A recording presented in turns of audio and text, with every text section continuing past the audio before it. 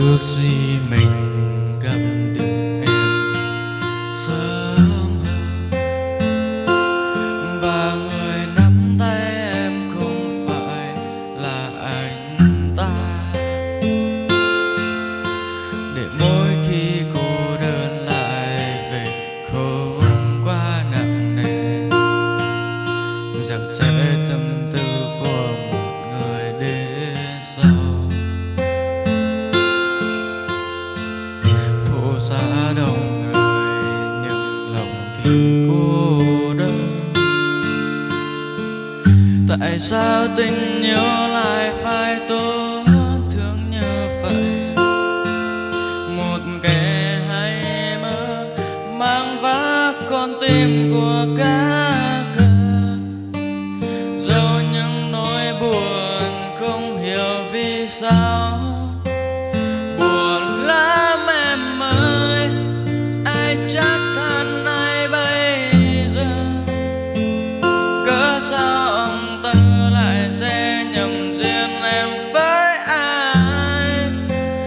Nỡ bỏ anh lại giữa một vạn người, phải từ loay hoay đi tìm nhau chốn nhân duyên.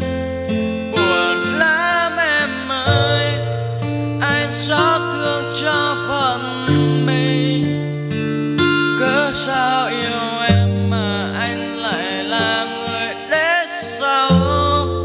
Anh biết anh sai vậy mà con tim vẫn đi sai đường. Có lẽ chuyện tình mình chỉ đến thế thôi.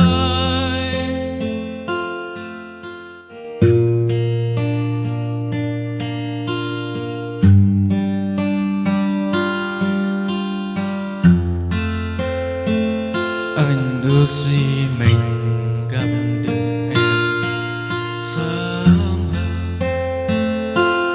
và người nắm tay em không phải là anh ta.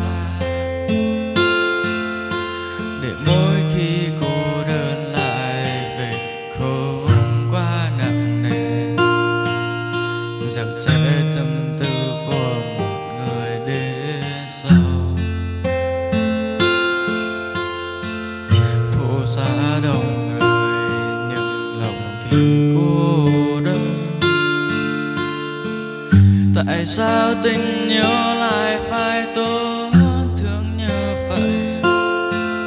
Một kẻ hay mơ mang vác con tim của cá khờ, dẫu những nỗi buồn không hiểu vì sao. Buồn lắm em ơi, ai chắc than ai bây giờ? Cớ sao ông ta lại sẽ nhầm duyên em với ai?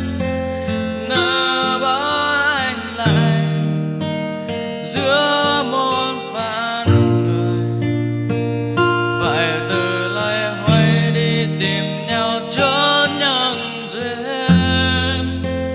Buồn lắm em ơi, anh xót thương cho phận mình. Cớ sao yêu em mà anh lại là người đến sau? Anh biết anh sai vậy